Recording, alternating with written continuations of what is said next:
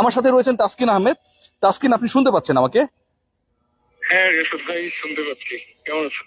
আছি তাসকিন, মোটামুটি বুঝতেই পারছেন তো যে সিচুয়েশন। এই তাসকিন, সকাল থেকে সমানে ফোন আসতেছে আমার বাবার।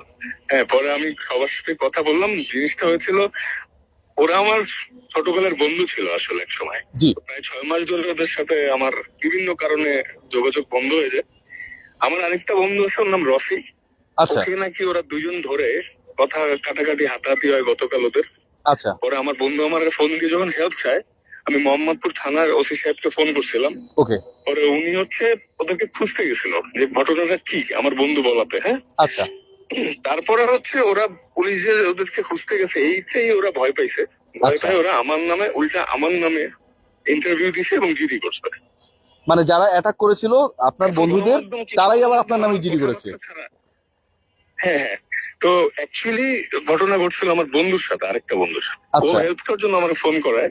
তখন আমি ওসি সাহেবকে ফোন করি। আপনারা চাইলে মোহাম্মদপুর থানা ওসি সাহেবকেও ফোন করতে পারেন। ওনাকে আমি ফোন করেছিলাম, পরে উনি গেছিল ওদেরকে খুঁজতে। না না, আমার সাথে তাসকিন মোহাম্মদপুর থানার ওসিরও কথা হয়েছে। আপনার এই রেকর্ডিংটার পরে ওটা আমি ব্যাক টু ব্যাক প্লে করব দর্শক। মোহাম্মদপুর থানার ওসিও হ্যাঁ, কিন্তু ইফতেখার সাহেব একই কথা বলেছে আমাকে, যেটা তাসকিন বলছেন, এবং এটার মধ্যে কোনো অমিল নাই, সবচেয়ে বড় তো ব্যাপার যেটা। কিছু গণমাধ্যমের আমার আমার কথা না শুনে এইভাবে নিউজ করলো, এটা তো ঠিক না। আমার তো ভাবমূর্তি বা আমার তো নাম খারাপ অনেকেই জানতেছে, তাই না? না না তাসকিন, তো আপনি যদি সবার তো মারামারি করতেন সত্যতা বা জানা ইয়ে উচিত। করতেন, এটার তো কোনো ভিডিও থাকতো, অডিও থাকতো, হই হুল্লোড় হইতো, এটা তো এরকমই হয় একটা এই জায়গায়।